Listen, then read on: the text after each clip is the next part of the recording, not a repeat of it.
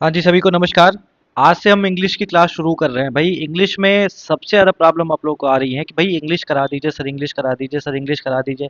हर जगह देखने को मिला है। इंग्लिश में क्या प्रॉब्लम आ रही है, कैसे चीज़ों को सॉर्ट आउट करना है, इसके बारे में आज हम डिस्कस डिस्कस करेंगे। ठीक है। इसके बाद फिर आगे बढ़ेंगे तो आगे ये समझेंगे कि कैसे करना है। भाई देखो, आपको क्या एग्जाम देना है, आपको एनडीए है, आपका सीडीएस है, आपके एसएससी के एग्जाम्स हो सकते हैं, आपके बैंक के एग्जाम हो सकते हैं। इन सब में कॉमन क्या है? ये कंपटीशन है।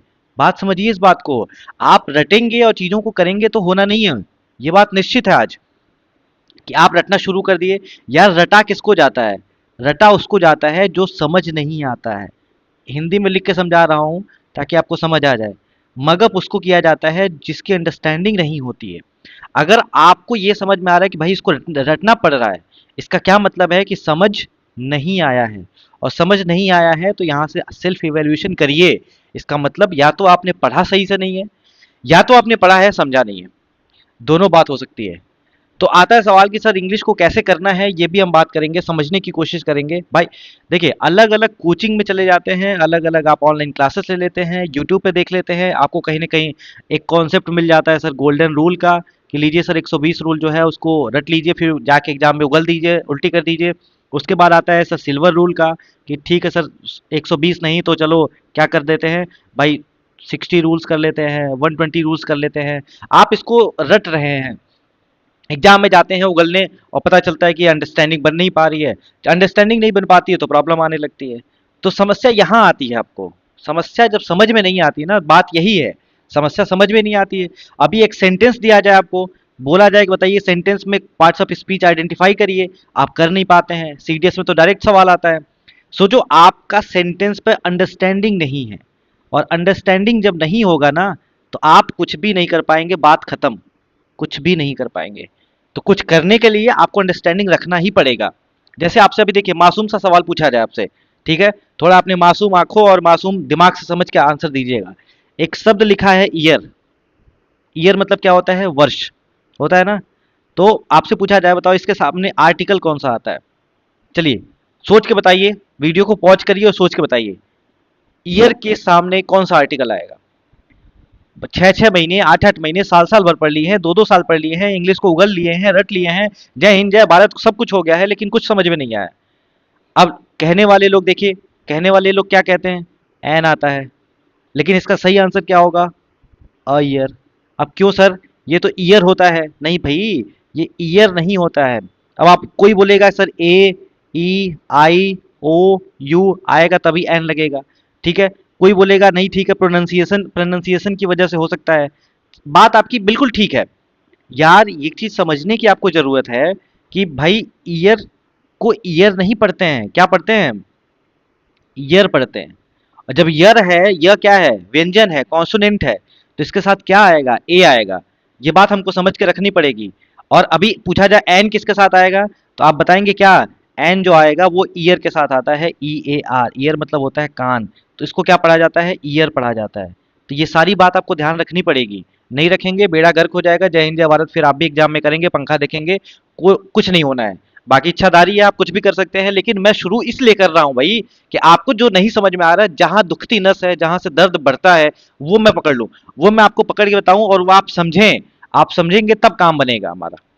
ठीक है। जैसे ही आपसे कुछ पूछा जाए, जैसे बताइए कि एक क्वेश्चन और दिया जाए कि बताइए इंडिया इज अ डेमोक्रेटिक। ठीक है। दूसरा सेंटेंस है इंडिया इज अ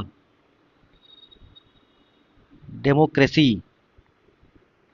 तीसरा है India is a democratic country.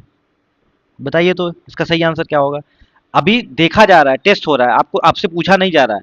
देखा जा रहा है कि किस लेवल पे है, किस पानी में है, क्या आता है, क्या करना है।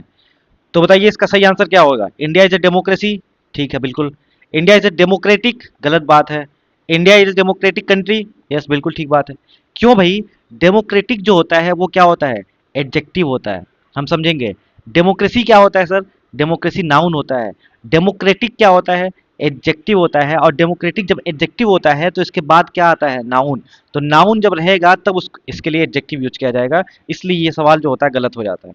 अभी और हम बात करेंगे। सबसे पहले आता है सवाल, सर इंग्लिश में पढ़ना क्या क्या है एग्जाम के लिए, सबसे पहले तो ये बता दीजिए। तो इसको लिखने की कोशिश करिए, समझने की कोशिश करिए।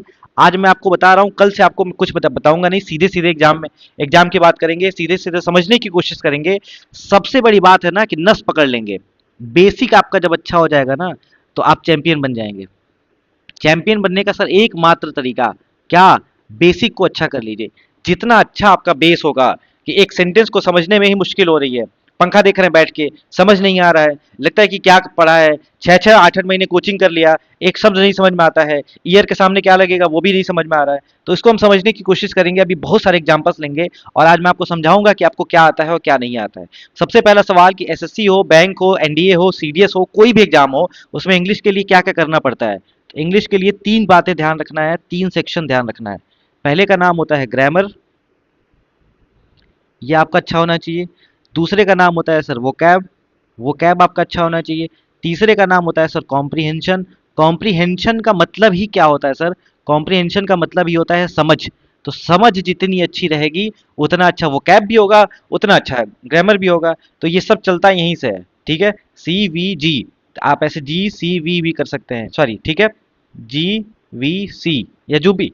कॉम्प्रीहेंशन जितना अच्छा है, समझ जितनी अच्छी है, और समझ अच्छी होगी इसका मतलब वोकैब अच्छा है, वोकैब जितना अच्छा होगा ग्रामर अच्छा है। कोई कहता है हमारा वोकैब अच्छा है, ग्रामर में हम जीरो हैं, वो भी झूठ बोल रहा है। कोई कहता है ग्रामर हमारा बहुत अच्छा है, वोकैब में हम जीरो हैं, वो भी झूठ बोल रहा है। कोई कह रहा है ग्रामर अच्छा है, वोकैब अच्छा है, कॉम्प्रीहेंशन अच्छा नहीं है, ठीक है, तो वो भी झूठ बोल रहा है। ये बात याद रखिएगा, अगर ग्रामर अच्छा है, ऑब्वियसली वोकैब भी अच्छा होगा, और ऑब्वियसली कॉम्प्रीहेंशन भी अच्छा हो जाएगा।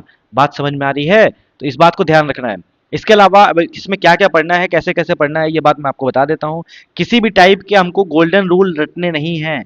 कभी भी रूल रटने वाला काम बंद करिए। जो रूल करा रहा है और जो कर रहा है, ये दोनों क्राइम कर रहे हैं। जय हिंद जय भारत, फांसी की सजा होनी चाहिए लेकिन होगी नहीं आपको। गोल्डन रूल नहीं रटने हैं, rule 1, rule 2, rule 3, rule 5, rule 10, उगलिए उल्टी करिए, जो करना है वो करिए, लेकिन रूल नहीं रटना है। रटेंगे तो कुछ नहीं होगा भाई, रटा उसी को जाता है, फिर अगेन रटा उसी को जाता है जो समझ नहीं आता है। समझ क्यों नहीं आता है, उस पर थोड़ा इंट्रोस्पेक्ट करिए, खुद को जांचिए, खुद को परखिए, समझने की कोशिश करिए कहाँ गलती कर रहे हैं आप, ठीक है। तो ग्रामर में क्या क्या आता है, फटाफट इसको देख लेते हैं क्या क्या पढ़ना है। सबसे पहले नाउन पढ़ना है। नाउन अच्छे से पढ़ा जाएगा, 5 दिन 6 दिन जो भी दिन लगे, नाउन समझ में आ गया तो सब काम होने लगेगा। उसके बाद आता है सर प्रोनाउन, गला ठीक नहीं है तो थोड़ा इसको बियर करने की कोशिश करिएगा। उसके बाद आता है सर एडजेक्टिव, है ना, और ये आपको पीपीटी मैं आपको डिफेंस थेरेपी नाम के टेलीग्राम पे दे दूंगा। उसके बाद आता है सर एडवर्ब।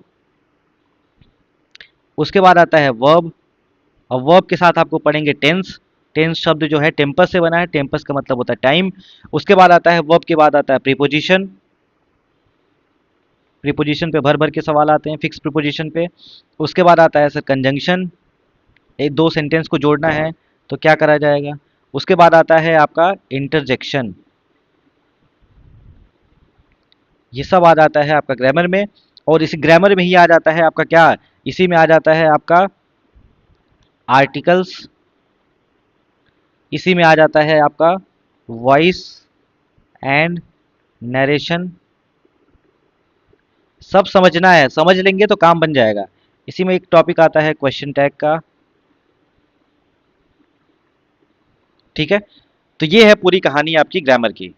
चलिए आइए वोकैब पे थोड़ा बात करते हैं, अभी ग्रामर पे फिर हम आएंगे वापस। तो वोकैब में आपको पढ़ना होता है सर सिनोनिम्स, अभी सिनोनिम्स की बात करेंगे कैसे पढ़ना है। उसके बाद आता है एंटोनिम्स।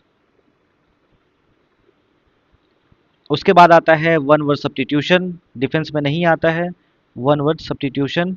उसके बाद आता है आपका स्पेलिंग एरर, बैंकिंग हो एसएससी हो सब में आना चाहिए, चाहे डिफेंस हो, स्पेलिंग एरर। उसके बाद आना चाहिए ईडियम्स एंड फ्रेज, आना चाहिए मतलब पता होना चाहिए ईडियम्स एंड फ्रेजेस। तो ये है आपका वोकैब का सेक्शन। वोकैब का सबसे बड़ा चैलेंज आपके जीवन में क्या आया है बताइए, आप लोग कमेंट सेक्शन में भी लिख सकते हैं। देखो, वोकैब की जब हम बात करते हैं तो आपका क्या है कि सुबह 1 जनवरी है, 2025 शुरू हुआ, बेटा नया कॉपी लो, नया कॉपी लो और 10 वर्ड लिखो। एक दिन 10 वर्ड लिखोगे तो महीने में 300 वर्ड हो जाएंगे, साल में 3600 वर्ड हो जाएंगे। और बेटा जी आपका कर रहे हैं, बेटा जी करते करते एक महीना भी वो 31 जनवरी तक पार नहीं कर पाते हैं, उनका जोश ठंडा हो जाता है, नई कॉपी धरी रह जाती है, जय हिंद जय भारत करते रह जाते हैं। भाई ऐसे नहीं होता है, ये बात ध्यान रखिए, ऐसे नहीं होता है। As far as your vocab is concern, जब हम बात वोकैब की करते हैं तो इसमें एक चीज इंपॉर्टेंट होता है, कनेक्शन बनाना।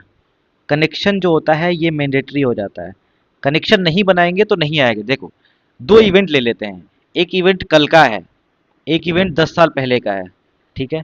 10 साल पहले वाली मूवी जो है आपको याद है, कल वाला इवेंट आप भूल जाते हैं, क्यों? क्योंकि कनेक्शन इससे बन गया होता है, इससे नहीं बना होता है। अगर कनेक्शन बना रहेगा तो कुछ नहीं आता है, सब आएगा। जोश रहेगा तो सब आएगा, नहीं रहेगा तो कुछ नहीं आएगा। 10 साल पहले एक छोटे बच्चे थे, तब आपको सब आता था, अभी वो सारी बात याद है, कल वाली बात अभी भूल गए।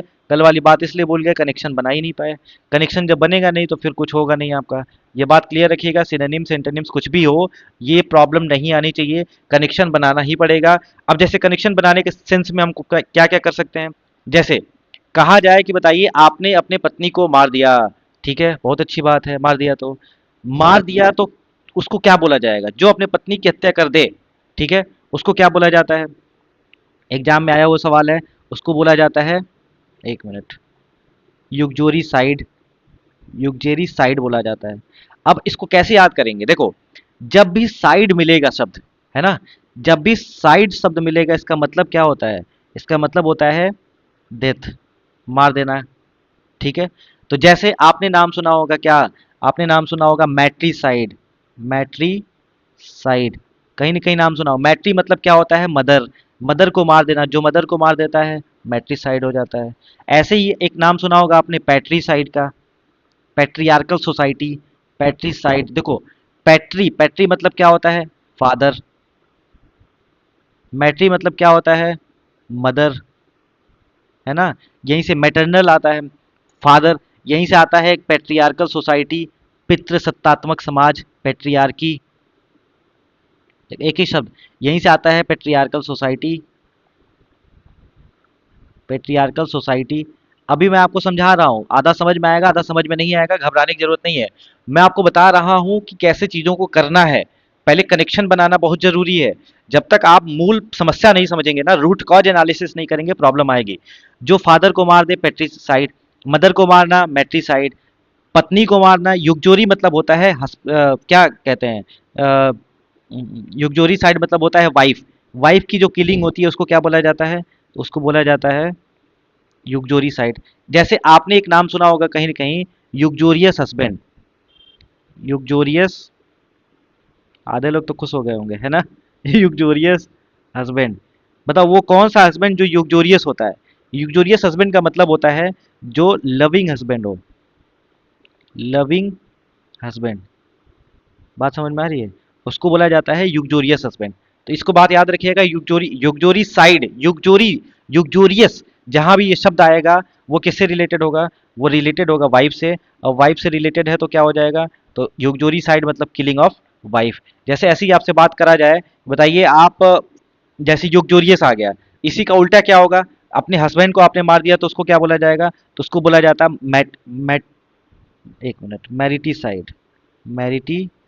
Side, killing of husband, killing, वाह, किलिंग ऑफ हस्बैंड। बहुत ध्यान से करने की जरूरत है, लिखते रहिएगा साथ में, बाकी ये नोट्स आपको मिल ही जाएंगे।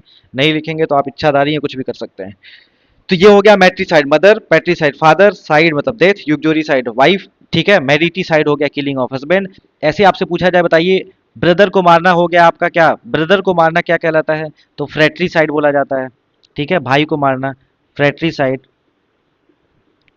फ्रेट्रिसाइड, फ्रेट्रिसाइड मतलब होता है किलिंग ऑफ ब्रदर। अब सिस्टर की किलिंग क्या कहलाती है?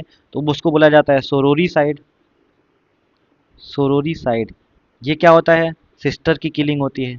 एक चीज का ध्यान रखिएगा, फ्रेटर्निटी शब्द सुना होगा, भाईचारा, फ्रेटर्निटी, फ्रेटर्निटी मतलब होता है भाईचारा। तो इसका उल्टा पूछा जाए कि बताइए इसका एंटोनिम क्या होगा? फ्रेटर्निटी का एंटोनिम क्या होगा, यानी भाईचारा का बहनचारा? तो ये क्या हो जाएगा? सोरोरिटी हो जाएगा, सोरोरिटी। अब देखो, याद करना नहीं है, फ्रेटर मतलब भाई, तो सोरोर मतलब बहन, तो हो गया भाई और बहन का जो रिश्ता है वो हो गया। ये रिश्ता क्या कहलाता है? तो ये भाई और बहन का रिश्ता कहलाता है ना। तो फ्रेटर्निटी और सोरोरिटी, ये बात समझ में आना चाहिए। सोरोर मतलब होता है सिस्टर, और सोरोर, सोरोर मतलब होता है सिस्टर, और भाई किसका मतलब होता है? फ्रेटर मतलब होता है भाई, ब्रदर। ठीक है, मेरे बहन और भाइयों और बहनों। बताइए क्लियर हुआ कि नहीं क्लियर हुआ? यहीं से बना है देखो, मैरिटीसाइड। मैरिटीसाइड मतलब होता है किलिंग ऑफ हस्बैंड। यहीं से बना है मैरिटल स्टेटस, विवाह हुआ है कि नहीं हुआ है। मैरिटल स्टेटस याद रखिएगा, ये सब शब्द एक ही जगह से आते हैं, ऐसा नहीं है कि कुछ भी कहीं से भी पूछ लिया जाता है। क्लियर है? इस बात को ध्यान रखना है। तो ये आपका वोकैब में सबसे पहली बात, कनेक्शन जरूरी है। कनेक्शन नहीं बनेगा तो प्रॉब्लम आएगी। फिर आता है सर कॉम्प्रिहेंशन, जिसमें समझ की जरूरत होती है। तो इसमें आता है पैरा जंबल, सेंटेंस को इधर उधर करके जंबल करके दे दिया जाएगा। अब आपको क्या करना होगा? उसको सही करना होगा, सही ऑर्डर में लगाना होगा। समझ अच्छी रहेगी तो आप कर ले जाएंगे। पैरा जंबल के बाद आता है फिलर्स, है ना, जिसमें आपको भरना होता है खाली स्थान, रिक्त स्थान दिया रहता है। उसके बाद आता है क्लोज टेस्ट, अभी हम समझेंगे आगे क्या होता है क्लोज टेस्ट। उसके बाद आता है रीडिंग कॉम्प्रिहेंशन, रीडिंग कॉम्प्रिहेंशन आपको समझ में आ रहा होगा, ये बात ध्यान रखिएगा। ठीक है, रीडिंग कॉम्प्रिहेंशन, स्पेलिंग गलत है उसको सही कर लीजिएगा। तो ये आपका इंग्लिश का पूरा सिलेबस होता है। अब देखिए, ये आपका कनेक्शन बनने लगा है तो आप चीज़ों को कर पा रहे हैं। कनेक्शन नहीं बनेगा तो हम नहीं कर पाएंगे भाई, बात खत्म, यहीं पे खत्म हो जाती है। जैसे मान लीजिए आपसे वोकैब की हम बात कर रहे थे, वोकैब में आता है, देखो कभी भी आप ये नाम सुना होगा लैकोनिक, एक शब्द आता है लैकोनिक। एक नाम सुना होगा आपने रेटिसेंट, नहीं सुना होगा तो अभी सुन लीजिए। और उसके बाद आता है आपका एक शब्द आता है टेसिटर्न। ठीक है, अब कभी भी आप डिक्शनरी उठाइए, अभी गूगल करिए, डिक्शनरी उठाइए, तो आपको कहीं ना कहीं आप लैकोनिक सर्च करेंगे और ये तीनों नाम आ जाएंगे।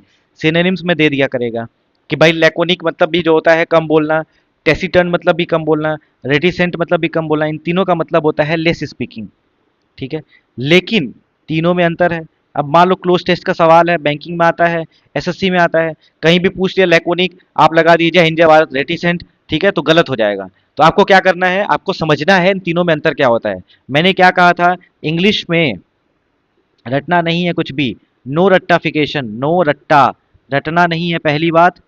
दूसरी बात, इंग्लिश में दो वर्ड्स जो होते हैं, दो वर्ड्स जो होते हैं वो सेम नहीं होते हैं, ये बात ध्यान रखना है। ये कैसे होते हैं सर? ये सिमिलर होते हैं। ठीक है, याद रखिएगा कभी भी दो वर्ड्स सेम नहीं होते हैं, सिमिलर होते हैं। जैसे लेस स्पीकिंग के लिए तीनों शब्द हैं, लेकिन तीनों का मतलब जो होता है वो क्या हो जाता है? बहुत अलग अलग हो जाता है। जैसे हम बात करें कि सर बताइए लैकोनिक का मतलब क्या होता है, तो लैकोनिक का मतलब होता है लेस स्पीकिंग मोर सेंस, गागर में सागर का भर जाना। ठीक है, वो बोलता बहुत कम है लेकिन जो बोलता है उसमें बहुत सारी बात हो जाती है। जैसे कह दिया जाए इंग्लिश पढ़ना है तो क्या करना है? रीडिंग करना है, बस बात खत्म। नहीं पढ़ेंगे तो नहीं होगा, अब हो गई बात खत्म, उसको समझाने की जरूरत नहीं है। तो लेस स्पीकिंग, कम बोलता है लेकिन बहुत कुछ बोल जाता है। लेस स्पीकिंग, जैसे मैं, है ना, मैं अपने आप को बोला वाओ मैं, मोर सेंस, ये मैं वाला बात खतरनाक है ना। Less speaking more sense. बाकी कमेंट सेक्शन में लिख दिया करिए यार, अगर अगर क्लास आपको अच्छी लगती हो तो कमेंट में लिख दिया करिए। रेटिसेंट क्या होता है सर? रेटिसेंट मतलब होता है वो हर ऑफिस के ऑफिशियल कम्युनिकेशन में बहुत अच्छा है, हर एक टॉपिक पे अच्छा बात करता है, लेकिन जब बात आ जाती है उसके पर्सनल, पर्सनल की, पर्सनल थॉट क्या है, पर्सनल इमोशन क्या है, या कुछ भी इमोशन वगैरह की बात आ जाती है तो वो नहीं बता पाता है। बाकी सब बातों पे वो अच्छा बोलता है, लिख लीजिएगा इसको। जैसे उसको बोला जाता है रिजर्व नेचर।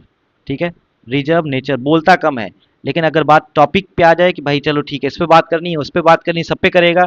सब बताइए आप कैसे हैं, चुप हो जाएगा। बताइए आपकी पर्सनल प्रॉब्लम क्या है, बताइए आपके घर पे लोग कैसे हैं, बताइए आपका रिश्ता कैसा चलता है, आप ब्रेकअप में हैं, पैचअप में हैं, कैसे हैं, जय हिंद जय भारत कर रहे हैं कि नहीं कर रहे हैं। तो वो पर्सनल बात, पर्सनल इमोशन थॉट, इस पे जो है वो कोई बात ही नहीं करता है, और बोलता है कि नहीं हमें बात ही नहीं करना है, या बोलता ही नहीं है। ठीक है, नेक्स्ट आता है sir Tessy turn. Tessy turn क्या होता है? टेसी टर्न मतलब होता है जो बात करने में इंटरेस्टेड ही नहीं है, बात करने में इंटरेस्टेड ही नहीं है, उसको टेसी टर्न बोला जाता है।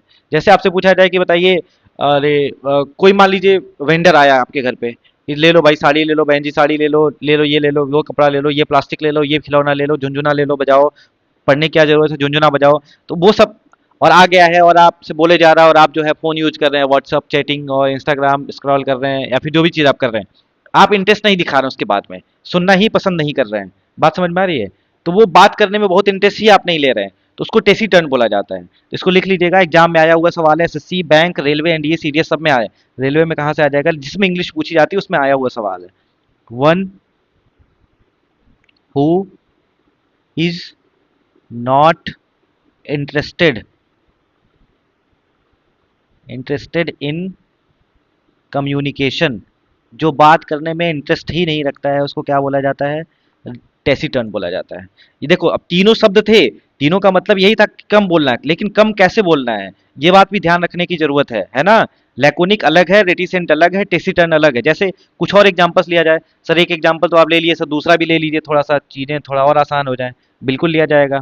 जैसे आपसे पूछा जाए कि बताइए असेंट, असेंट मतलब भी सहमति होती है, असेंट, और कंसेंट मतलब भी सहमति होती है ना।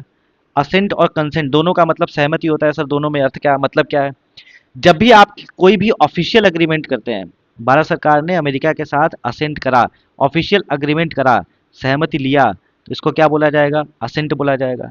कंसेंट क्या होता है, जैसे मान लीजिए कि आपके घर पे कोई बीमार है, माता जी बीमार है, पिताजी बीमार है, भाई बीमार है, कुछ भी ऑपरेशन होना है, तो डॉक्टर क्या करते हैं, आपसे कंसेंट लेते हैं। तो वो भी एक सहमति होती है ना, लेकिन असेंट और कंसेंट दोनों में अंतर होता है। बात समझ में आ रही है? जैसे हॉस्पिटल गए तो आपसे क्या करना होगा, परमिशन लेना पड़ेगा। तो अग्री टू परमिट, ठीक है, परमिशन के लिए आप अग्री कर दे रहे हैं। जैसे मान लीजिए एग्जाम्पल के लिए हॉस्पिटल में, तो हॉस्पिटल में आप फॉर्म जो भरते हैं कि इसके बाद आप कहीं गए पहाड़ पे ट्रैकिंग करना है आपको, वहाँ पे भी लिखवा लिया जाता है कि अगर वो बंजी जंपिंग क्या क्या करना है तो आपको, और राफ्टिंग करना है तो लिखवा दिया जाता है कि अगर आप मर गए तो हमारी जिम्मेदारी नहीं होगी, तो जय हिंद जय भारत आप भी करते रहिएगा। तो वो कंसेंट आपसे लिया जाता है कि भाई आप परमिशन दे रहे हैं कि नहीं दे रहे हैं। असेंट जो होता है वो ऑफिशियल एग्रीमेंट होता है, लेकिन कंसेंट जो होता है वो परमिट लिया जाता है, जैसे हॉस्पिटल में, जैसे कहीं भी। ठीक है, तो कंसेंट, ये बात याद रखिएगा। अब जैसे दो शब्द और आता है, दो तीन शब्द आता है, थोड़ा और इसको समझने की कोशिश करते हैं सर, और भी बता दीजिए, अच्छा लग रहा है। ठीक है, जैसे एक शब्द आता है एक्सीड, एक्सीड, दूसरा शब्द आता है कंसीड। अच्छा, इन दोनों में क्या अंतर है, अब देखते हैं। एक्सीड मतलब क्या होता है, जैसे मान लो कि जज के सामने कोई, ये है जज, जज के सामने ये व्यक्ति खड़ा है, ये रिक्वेस्ट कर रहा है, डिमांड कर रहा है कि सर पानी दे दीजिए प्लीज। ठीक, सर रिक्वेस्ट कर रहा हूँ कि मुझे भी बोलने दीजिए। और ये क्या बोले, जज साहब बोले हाँ ठीक है सर बोलो बोलो, तो इन्होंने, जज ने क्या किया, एक्सीड करा है, तो इसको बोला जाता है एग्री टू डिमांड। अब अग्रीमेंट के लिए है अग्री टू डिमांड या रिक्वेस्ट, तो इसके लिए क्या हो गया, एक्सीड हो गया। देखो अब अग्रीमेंट से तीन बात आपको समझ में आ गई।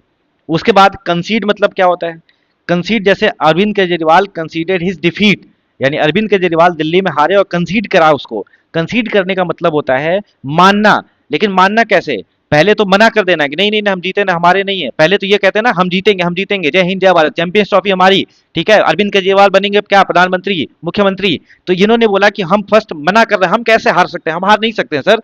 फर्स्ट डिनाई करेंगे, दूसरे बात एक्सेप्ट कर लेंगे, नहीं भाई हार गए, गलती है, हम फिर से अपना देखेंगे हमने कहाँ गलती करी है, इंट्रोस्पेक्ट करेंगे, चीज़ों को समझेंगे, और समझने के बाद फिर आएंगे मैदान में लड़ने, तो कोई दिक्कत नहीं है। तो इसमें क्या किया जाता है, फर्स्ट डिनाइंग, पहले मना करो। अवध ओझा सर पहले मना किए कि नहीं नहीं हम हार ही नहीं सकते, कोई ब्रह्मा नहीं आए हैं रोकने वाले, फर्स्ट डिनाइंग,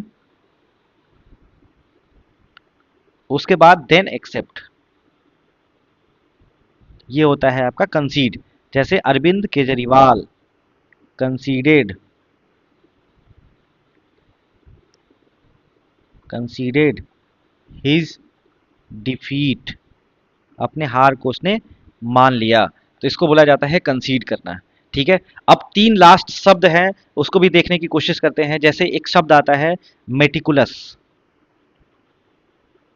आप मेटिकुलस डालेंगे तो आपको दो शब्द और उसमें सिनोनिम्स में मिल जाएगा। एक शब्द है फास्टिडियस, एक शब्द है आपका पंक्टिलियस। अभी मैं वोकैब की बात कर रहा हूँ, ग्रामर पे भी अभी आते हैं, पंक्टिलियस। ठीक है, मेटिकुलस, फास्टिडियस और पंक्टिलियस। मेटिकुलस क्या होता है, जो एकदम हर एक बारीकी पर ध्यान रखता है। जैसे मान लो कोई रिसर्च स्कॉलर है, वो इसको रिसर्च कर रहा है तो क्या करेगा, हर एक बारीकी पर ध्यान देगा, उसको बोला जाता है मेटिकुलस। तो जैसे मेटिकुलस रिसर्च स्कॉलर लिखा जाता है। आप पढ़ रहे हैं तो आपको हर एक शब्द पे पैनी नजर होनी चाहिए, मेरी हर एक बात पर आप बारीकी से समझें। मेटिकुलस रिसर्च स्कॉलर, ये होता है आपका मेटिकुलस। फास्टिडियस क्या होता है? फास्टिडियस मतलब आपने काम किया, काम करके आप जा रहे हैं, बॉस को दिखा रहे हैं, बॉस हर बार गलती निकाल दे रहे हैं। अभी कोई पीडीएफ बनाया, गलती निकाल दिए। अभी आपने कुछ लिखा, उसमें भी गलती निकाल दिए। हर जगह वो गलती निकाल रहा है, बार बार गलती निकाल रहा है, बार बार हर एक काम पे गलती निकाल रहा है, उसको बोला जाता है फास्टिडियस। ठीक है, इसी को आप ऐसे एसएससी की भाषा में समझ सकते हैं, जो आसानी से खुश नहीं होता है। बाद में आता है वो बात जो आसानी से खुश नहीं होता है। पहली तो बात ये, इसका सही अर्थ क्या है? जो काम, हर काम में गलती निकालता है। आप ऐसे लिख सकते हैं, हर काम में गलती निकाले, ये फास्टिडियस होता है। इसी को आप ऐसे भी लिख सकते हैं, वन हु कांट अपीज, जिसको आप आसानी से खुश नहीं कर सकते, अपीज इजली, ये क्या हो जाता है?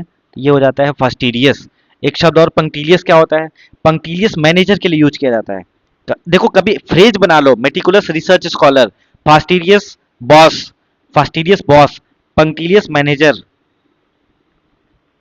पंक्टिलियस। ऐसे याद करने का एक तरीका है मैनेजर, आपको अंडरस्टैंडिंग बड़ी बहुत अच्छी हो जाती है। ठीक है, पंक्टिलियस मैनेजर, इसका क्या मतलब है सर? जो प्रोसेस और प्रोसीजर को लेके बहुत पर्टिकुलर रहता है।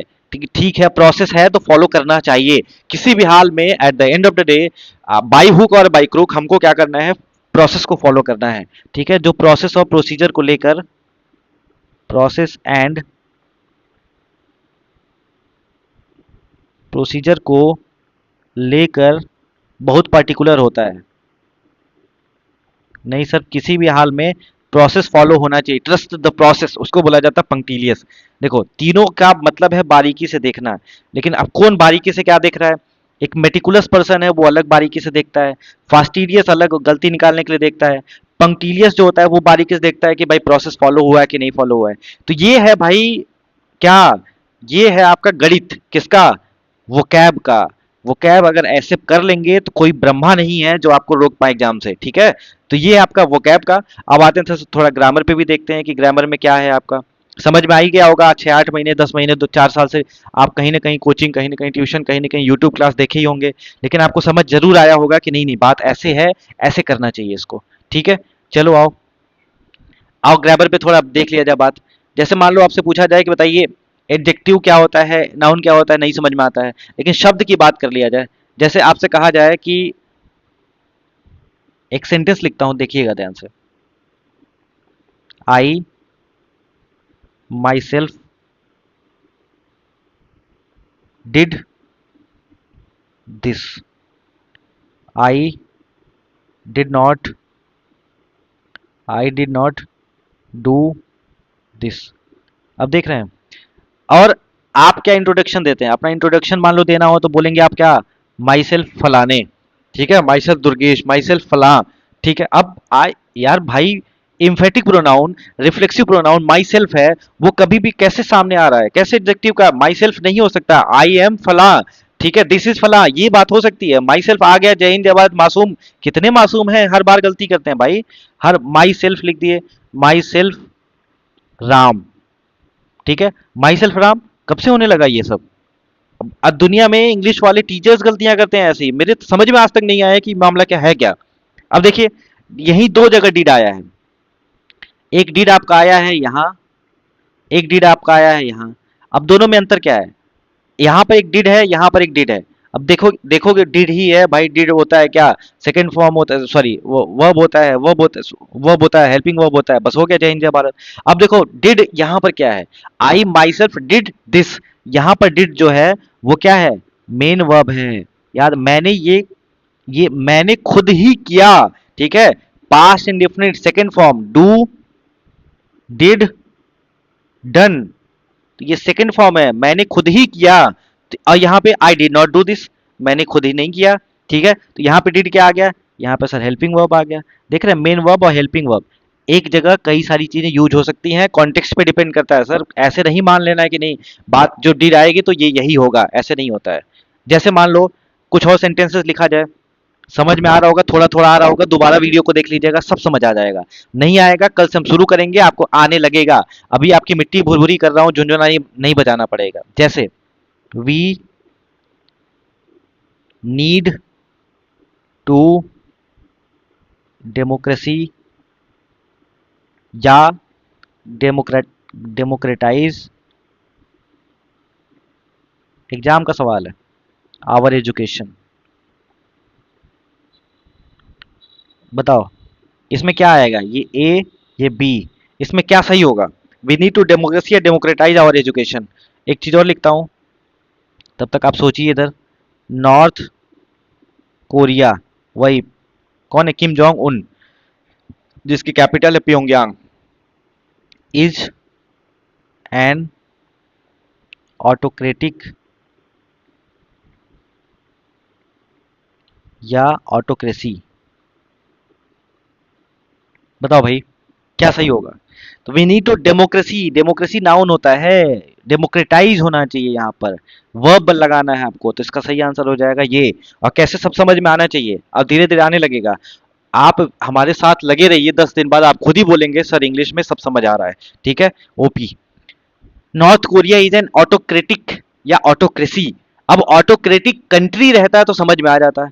ठीक है, यहां पर क्या हो जाएगा, ऑटोक्रेटिक जो है, ऑटोक्रेटिक जो है वो एडजेक्टिव का काम करता है, ऑटोक्रेसी जो है वो नाउन का काम करता है।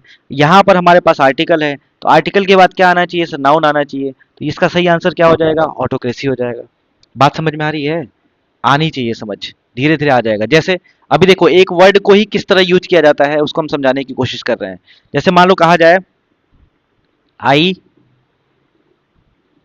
फास्ट एवरी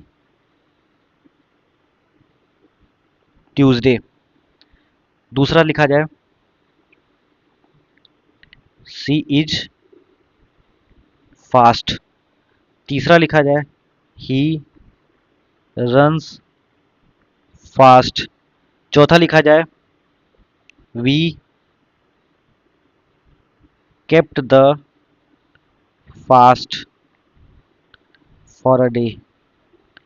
अब सोचो, आप 8-8 महीना, 10-10 महीना, एक-एक साल ग्रामर पढ़ लेते हैं, rule 1, rule 2, rule 15, rule 11, rule 12, पता नहीं क्या क्या, कितने रूल, 120 रूल, 160 रूल। एग्जाम में जाते हैं, समझ में कुछ नहीं आता है, कॉम्प्रिहेंशन है नहीं, अंडरस्टैंडिंग है नहीं।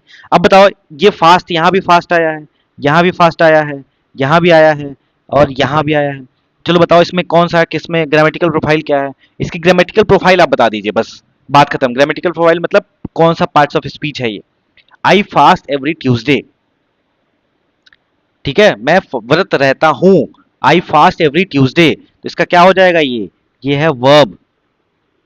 ठीक है, सी इज फास्ट, वो तेज है, सी इज फास्ट, इसके बारे में बताया जा रहा है, ये बता रहा है कि वह कैसी है, तेज है, तो ये क्या हो जा रहा है, क्वालिटी बता रहा है, तो ये हो जाएगा आपका एडजेक्टिव, है ना। रूल रटना बंद कर दीजिए, नहीं होगा कुछ भी। ही रन्स फास्ट, वो कैसे दौड़ता है, तेज दौड़ता है, रन्स फास्ट। ये फास्ट क्या बता रहा है कि दौड़ता है तेज, दौड़ता है तेज मतलब रन्स मतलब क्या, वर्ब। और वर्ब को जो क्वालिफाई करता है उसको क्या बोला जाता है, एडजेक्टिव। तो ये क्या हो जाएगा आपका, adjective of manner, sorry, adverb of manner, adverb होगा ना, ये जो वर्ब को क्वालिफाई करता है वो एडवर्ब होता है, ये हो जाएगा एडवर्ब ऑफ मैनर। अब देखिए इधर, we kept the fast for a day. ठीक है, हमने एक दिन के लिए फास्ट रखा। अब यहाँ पे फास्ट क्या है, यहाँ पे फास्ट है नाउन आपका। सबसे पहली बात ये नाउन है, और दूसरा नहीं समझ में आ रहा है तो यहाँ पे द आर्टिकल, आर्टिकल किसी के पहले लगेगा वो क्या होगा, नाउन होगा। अब देख रहे हैं एक ही शब्द था, एक ही शब्द था, यहाँ पर वर्ब के रूप में काम कर रहा था, यहाँ पे एडजेक्टिव के रूप में काम कर रहा था, यहाँ पे एडवर्ब के रूप में काम कर रहा था, यहाँ पे नाउन के रूप में काम कर रहा था। अब बताओ आपको समझ आया कि क्या करना है? बात समझ में आ रही है? क्या करना है ये बात आपको क्लियर होना चाहिए। अगर क्लियर नहीं है तो मुश्किल होगा। रूल रटना बंद कर दीजिए, जय हिंद जय भारत। रूल रटना बंद कर दीजिए, रूल रटना ही नहीं है। और कोई भी रूल 1, रूल 2, रूल 3, रूल 4, कितना रूल हो गया, रूल 17, चलो आगे बढ़ो, रूल 18, आप जिंदगी भर करते रह जाएंगे, मार्क्स नहीं आएंगे। अगर 25 आउट ऑफ 25 करना है, ठीक है, 120 आउट ऑफ 120 करना है सीडीएस के एग्जाम में, 50 आउट ऑफ 50 करना है एनडीए के एग्जाम में, या फिर 35 आउट ऑफ 35 करना है बैंक के एग्जाम में, कुछ भी जिस पे भी करना है, आपको प्रॉब्लम जो है समझ जानी चाहिए। आपकी प्रॉब्लम है क्या? कनेक्शन नहीं बन पाना, रूल्स को रटना, उल्टी करना, ये सब काम बंद कर दीजिए, तब जाके आपका काम बनेगा। जैसे मैंने ये बात बताया, अगर एक शब्द आया है, ये सब आप एक न्यूज़पेपर उठाइए, कुछ मत करिए। चलो रूल जो है वो बताओ क्या है, रूल का ग्रामेटिकल प्रोफाइल क्या है? अब ये खुद ही बता दीजिए आप, रूल का ग्रामेटिकल प्रोफाइल क्या है? रूल सर नाउन है, और नाउन के पहले कुछ चीज आया तो वो क्या होगा? एडजेक्टिव होगा। आप एक न्यूज़पेपर उठाइए, उसमें एक पैसेज उठाइए, उस पैसेज के सारे सेंटेंस, सारे वर्ड्स आप बता दीजिए। अगर आपका ग्रामेटिकल प्रोफाइल वाला कॉन्सेप्ट बहुत ज्यादा अच्छा है, तो समझिए इंग्लिश में कहीं प्रॉब्लम नहीं आएगी। अगर नहीं अच्छा है, केवल रूल रटा है, उल्टी करा है, उगला है, तो उसको छोड़ दीजिए तुरंत के लिए, और आप इसको ऐसे पढ़ना शुरू करिए। अच्छे से नोट्स बनाइए। ये नोट्स मैं आपको किस चैनल पे दे दूंगा? तो ये चैनल का नाम होगा अपना डिफेंस थेरेपी। आप टेलीग्राम पे जाइए और डिफेंस थेरेपी नाम से टेलीग्राम पे सर्च करिए, वहां आपको डिफेंस थेरेपी मिलेगा, ज्वाइन कर लीजिएगा। उसी पे आपको पीडीएफ दे दिया जाएगा, this is class English day 1। और आगे हम बनेंगे, आगे हम करेंगे, आगे हम सीखेंगे डे 2 से लेके बहुत लंबे समय तक। और आपको एक एक चीज, ये मेरी गारंटी होगी कि यूट्यूब पे इस तरह का कंटेंट आपको कहीं नहीं मिलेगा, गारंटी। और गारंटी है कि आपको इसके बाद पढ़ने की भी ज़रूरत नहीं होगी। इसके बाद हम खूब ढेर सारा प्रैक्टिस भी करेंगे, और प्रैक्टिस करते हुए अपने आप को सीख लेंगे, समझ लेंगे। इंग्लिश में कोई भी डाउट आपका नहीं आएगा। इसी के साथ मैं आपके आज के सेशन को वाइंड अप करता हूँ। मिलते हैं नेक्स्ट वीडियो में। ख्याल रखिए, खुश रहिए। जय हिंद, जय भारत।